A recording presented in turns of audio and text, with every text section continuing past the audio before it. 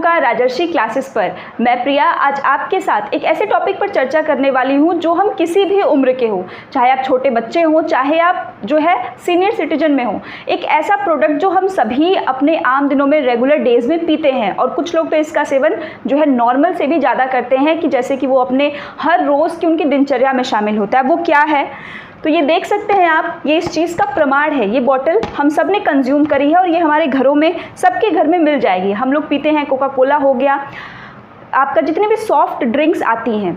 तो अब इसके पीछे क्या कंट्रोवर्सी है, WHO ने क्या कहा है और क्या रिपोर्ट है, क्या इससे कैंसर होता है, इन तमाम चीज़ों की जानकारी हम इस छोटे से वीडियो में समझने की कोशिश करेंगे। तो आइए समझते हैं। सबसे पहली चीज़ कि जो कोका कोला है, क्या ये पहली बार विवादों में आई है? तो ऐसा नहीं है। इससे पहले भी काफ़ी बार जो ये सॉफ्ट ड्रिंक्स कंपनी बनाती हैं, इनमें इनके ऊपर विवाद आया है कि जैसे कि कुछ ना कुछ ये ऐसे एलिमेंट्स या मटेरियल्स का यूज़ करती हैं जिनको पीने से जो है व्यक्ति के बॉडी में काफ़ी सारे चेंजेस होते हैं। रीसेंट कंट्रोवर्सी जो है वो WHO के कारण क्रिएट हुई है। WHO जो आपका वर्ल्ड हेल्थ ऑर्गेनाइजेशन है, विश्व स्वास्थ्य संगठन, WHO की रिपोर्ट IARC के द्वारा दी गई एक रिपोर्ट में कहा गया है कि जैसे पहले तो मैं बेसिक आपको बताती हूँ कि जो कोका कोला है वो दो तरीके से अपने प्रोडक्ट को सेल करता है। मतलब इसके दो प्रोडक्ट आते हैं। एक जो रेगुलर कोक होता है। अब ये रेगुलर कोक का क्या मतलब है, ये जो मैंने आपको दिखाई, दिस इज़ रेगुलर कोक, कि जो जिसमें स्वीटनर मतलब जिसमें मिठास भी ज़्यादा होती है और जो हम आम लोग पीते हैं अपने नॉर्मल डेज़ में, रेगुलर जो लोग पीते हैं।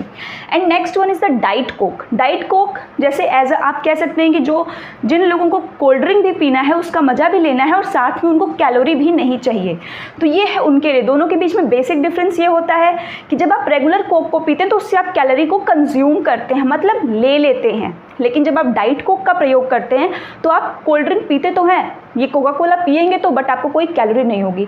अब इसके पीछे का क्या रीज़न है? लॉजिक ये है कि इसमें मिठास के लिए चीनी का प्रयोग किया जाता है। अब ये चीनी कितने चम्मच पड़ती है, ये अभी सुन करके आप सच में बहुत जो है आपके होश उड़ जाएंगे, क्या हम इतने चम्मच चीनी कंज्यूम कर पाते हैं? तो इसमें फ्रक्टोज कॉर्न सिरप या फिर जो है कई देशों में अलग अलग यूज़ होता है। कहीं शुगर केन का प्रयोग करते हैं, जैसे चीनी बनाते हैं जो नॉर्मल हमारे घरों में आती है, वो चीनी का यहाँ पर रेगुलर कोक में प्रयोग किया था जो मैंने अभी आपको दिखाया।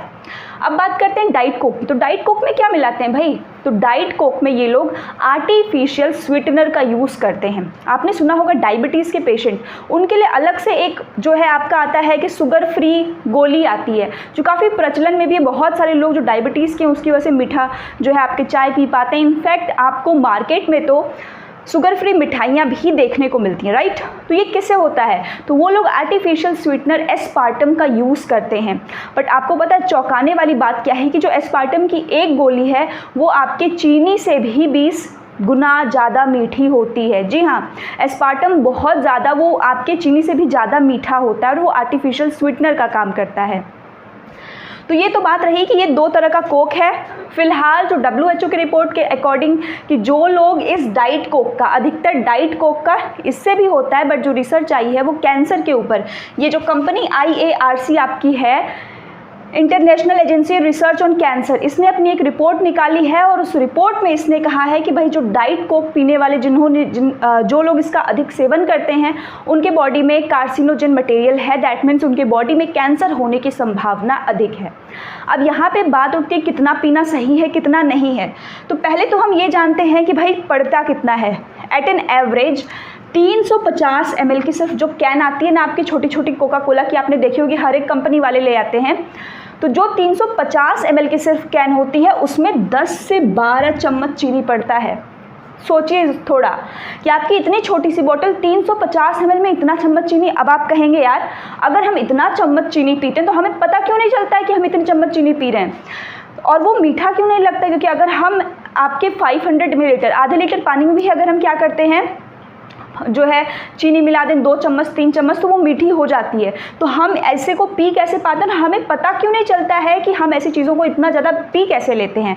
तो उसके पीछे जो रीज़न है वो है आपका फॉस्फोरिक एसिड, उसके पीछे का मेन रीज़न है। जो ये लोग चीनी डालते हैं यहाँ पे 10 से 12 चम्मच। अब जो आपको एक अलग सा स्वाद लगा ना कोल्ड ड्रिंक पीने के बाद, ये कार्बोनेटेड, पहली चीज़ तो कार्बोनेटेड वाटर होता है। जब हम पीते तो हमें डिकार आती है ना, तो वो हमें लगता है कि हमारे बॉडी के अंदर की CO2 निकल रही है, बट नहीं, वो इस बॉटल के अंदर की CO2 होती है, जब इसको प्रेशर पे भरा जाता है वो निकलती है, ना कि आपके बॉडी के अंदर की। फॉस्फोरिक एसिड वो एलिमेंट है जिसकी वजह से जो ये 10 से 12 चम्मच चीनी है ये हमको पीने के बाद भी अधिक मीठी नहीं लगती। अब आप सोचिए कि हम लोग जो है ये आपका बिल्कुल आप कह सकते हैं कि जो स्वीट पॉइज़न वाला काम है वो करता है। अब देखिए ये बहुत इंपॉर्टेंट चीज़ है, जैसे बहुत सारे फैमिली मेम्बर्स जो घर के जो आउट ऑफ कंट्री जाते हैं तो वहाँ से जब वो आते हैं तो कहते हैं कि इंडिया में कोई भी जो आपके सॉफ्ट ड्रिंक्स हैं वो उसका टेस्ट अच्छा नहीं है, यहाँ ना मिलावट होती है। तो अच्छा फिर अपने भी दिमाग में आया कि होता होगा क्योंकि इंडिया में मिलावट हो सकती है, क्योंकि हम लोग तो ईजिली क्वेश्चन मान जाते हैं ना, विदेशों को पहले प्रायोरिटी देते हैं अपने देश को नहीं। कहते हैं कि वहाँ पर जो सॉफ्ट ड्रिंक मिलती है वो काफ़ी मतलब सॉलिड होती है, काफ़ी ज़्यादा मतलब उसका टेस्ट स्ट्रॉन्ग होता है, और इंडिया वाली नहीं लगती है, मतलब एक बार जो वहाँ से पी के आते हैं। तो अब इसके पीछे का रीज़न हुआ कि क्या रीज़न है। जो रीज़न निकल के आया वो ये है कि कोका कोला बनाने वाली कंपनी खुद ही अलग अलग देशों में जो इस्टेब्लिश है, कंपनी तो एक ही है, उसकी मेन पेरेंट कंपनी एक है, बट जो बनाने के प्रोसीजर में जो चीनी डालने की प्रक्रिया है वो अलग अलग है। जी हाँ, इसको आप ऐसे समझिए जैसे कि मान लीजिए कि आपका मान लीजिए मैंने एक टिफ़िन सिस्टम खोला। अब स्टार्टिंग में मैंने 10 घर टिफ़िन सिस्टम मुझे देना है, मैंने सबको सेम टेस्ट दिया, बट फिर मेरे ग्राहक कम होने लगे कि भाई 10 की शिकायतें आ रही है कि ठीक है अच्छा है, बट फिर मुझे पता लगा कि अच्छा उसमें से कोई तेज़ तीखा खाने वाला है, कोई कम तीखा खाने वाला है, किसी को स्वीट भी पसंद है, किसी को मतलब नॉर्मल तीखा है। तो वो जानते हुए मैंने सबके हिसाब से जिसको तेज़ चाहिए उसके खाने में थोड़ी ज़्यादा मिर्च डाल दी, जिसको कम चाहिए उसके में नहीं डाली, जिसको थोड़ा मीडियम चाहिए उसके में थोड़ा डाला। दैट मीन्स कि कंट्री वाइज मैं अपने घर वाइज मैंने कर दिया। अब यही काम कोका कोला वालों ने किया, उन्होंने देखा कि भाई इंडिया में लोग स्वीट ज़्यादा खाते हैं तो इनके में ज़्यादा चीनी डालो। तो भारत के एक ये छोटे से जो कैन आपको दिख रहा है इसमें तकरीबन 11 चम्मच चीनी पड़ती है। ठीक, थाईलैंड की बात करें तो वहाँ तो 12 चम्मच चीनी पड़ती है। यही रीज़न है कि आपको कोक जब आप पीते हैं दूसरे देश का तो वहाँ पे डिफरेंस समझ में आता है। कनाडा में ये चीनी की जो है 10 चम्मच, फ्रांस में 4 चम्मच और ब्रिटेन में 4 चम्मच।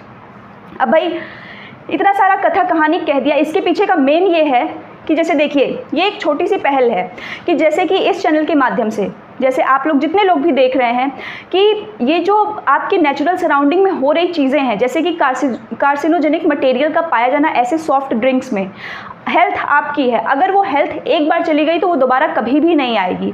तो ये इंपॉर्टेंट है कि आपके सराउंडिंग में जो इस प्रकार की चीज़ें हो रही हैं आप उससे अवेयर रहिए।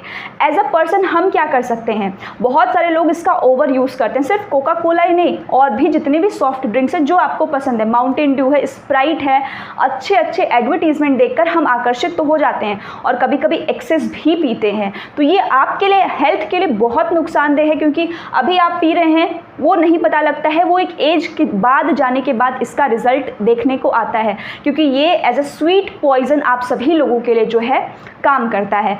वीडियो पसंद आई हो तो लाइक कर दें, कोई और आपकी राय क्या है आपकी इस पे तो वो आप कमेंट करके हमें बता सकते हैं। इसके साथ ही जो है आप सभी लोग स्वस्थ रहिए, मिलते हैं अगली वीडियो में। जय हिंद।